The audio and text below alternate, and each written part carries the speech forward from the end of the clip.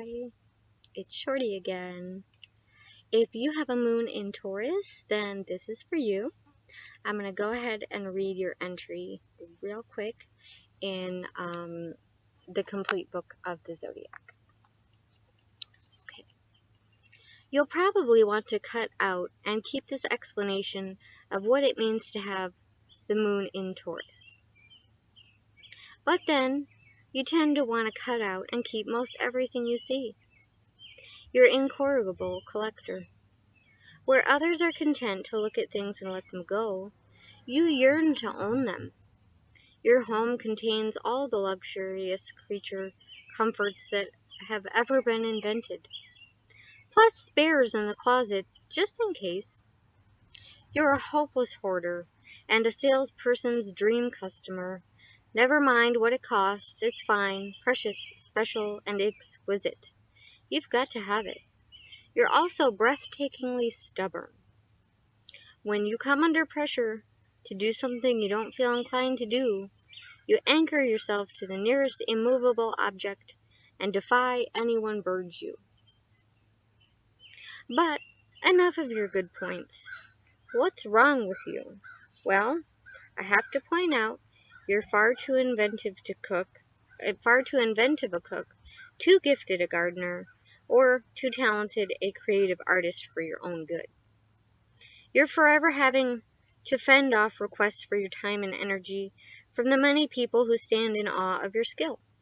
And though there are few to rival you as a bon vigilant, there are occasions when your insatiable sensual appetite leads to trouble. You're such a connoisseur of all the finest things in life that you cannot bear to have or give to others anything less than the best. And, of course, you're sensitive, cautious, and clever. Less blessed individuals are sometimes jealous of this. The moon in Taurus gives you an overwhelming need to be emotionally and financially secure. You'll put up with a lot of hassle, hardship, or aggression before you feel inclined to rock the boat or leave the devil for one you don't. This makes you exasperatingly set in your ways, but heartwarmingly loyal. A loved one has to be proven guilty of not one, but a host of heinous crimes before you'll consider relinquishing the relationship. You hate to see any investment go to waste, so you'd rather not make it at all rather than make one you'll regret. As a result, you'll never give your love quickly or easily. Maybe it's the traditional Taurian association with horticulture that makes you so determined to give a person time to grow on you before you transplant them from the seedbed of fancy to the garden of your heart. Certainly you consider it important to nurture and nourish personal bonds before deciding to protect them.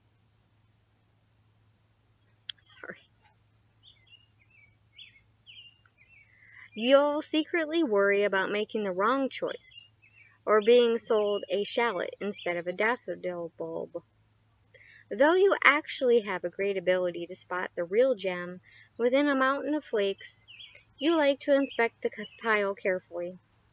There's always the chance that you'll find a rough diamond that you can gradually polish.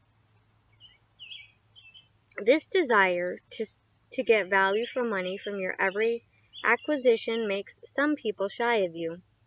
They may be afraid they can't afford to share your expensive tastes, or that you want more from them than they can easily give. You're demanding, there's no doubt about it.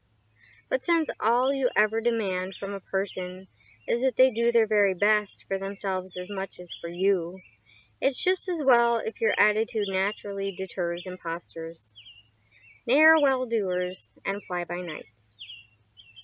You need to save yourself for those with enough taste to appreciate yours, enough sincerity to match your own, and enough energy to fulfill your insatiable appetite for deep, warm, demonstrative communication.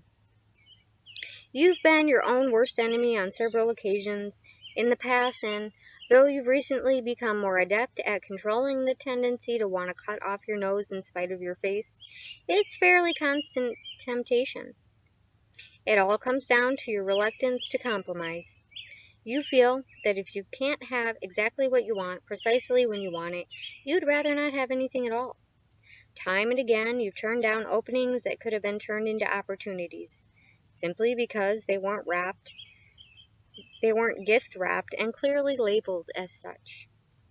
You also suffer aptly enough for someone whose moon is linked to cattle from foot and mouth disease. Every so often, you open your big mouth and put your foot in it. It's a bullish instinct that causes you to do this, in much the same way as it inspires your four-legged namesake to charge relentlessly at strangers who stray into his territory. You sense a potential threat, no matter how small, and you don't want to give it the benefit of the doubt. Down goes the head, up flare the nostrils, and out of your way, if he or she has any sense. Runs the innocent holder of what you perceive to be a red flag. This inclination to treat others as guilty until proven innocent has saved your hide once or twice before, but it's also been the reason why, to this day, there are people to whom you dare not speak, because you once vented more rage than was reasonable on them. As a child, you were probably obedient. As an adolescent, you were probably sulky. As an adult, however, you grew those horns and discovered you could use them to great effect. Now, you need to learn to hold them high with pride instead of lowering them in anger so often. So, all of you Moon and Tauruses, if you have a Sun in Aries, you're not as reckless or as hasty as you'd like others to think. You've got enough caution to counter your enthusiasm and to guarantee your success. If your Sun is also in Taurus, if you aren't a millionaire, you ought to be. You certainly know how to spend money, and you possess more than enough talent to make it. If your Sun is in Gemini, you know how to make marvelous investments, not just of money, but of time and energy and in your friends. If your Sun is in Cancer, some people call you overcautious, but you rarely make mistakes. You can tell a person's or an object's true worth at a glance. If your Sun is in Leo, it's useless trying to persuade you of anything once you've made up your mind, but since you're usually right, there's no problem. If your Sun is in Virgo, it takes a lot to stir you into action, but when you've got a mission, there's no stopping you, and no criticizing you either. If your Sun is in Libra, you're so laid back, you're positively supine. You can take everything in your stride, except, perhaps, for too much pressure. If your Sun is in Scorpio, you yearn for stability in your love life, to the point where you often let your partner off the hook. They ought to be hoisted by. If your Sun is in Sagittarius, you're surprisingly serious for a Sagittarian. You take great care to do your duty diligently and to be a healing influence in this troubled world. If your Sun is in Capricorn, you sometimes have a terrible weakness for pleasures of the flesh. It makes you great fun, you know. You may be naughty, but you're very nice. If your Sun is in Aquarius, it doesn't matter how chaotic the rest of your world is, as long as your home is safe, secure, and full of people and objects you can relate to. If your Sun is in Pisces, you know the value of a sound education. You may not care for academia, but you certainly love to acquire information. Okay, so all of you Moon and Tauruses, I hope that you had a wonderful birthday, and please go check out the birthday video. I am working my way through those, so I will be doing one for every day of the year. It's going to take a while. Thank you so much for coming by to get more information based on your moon sign. and have a wonderful day. Thank you so much. I love you.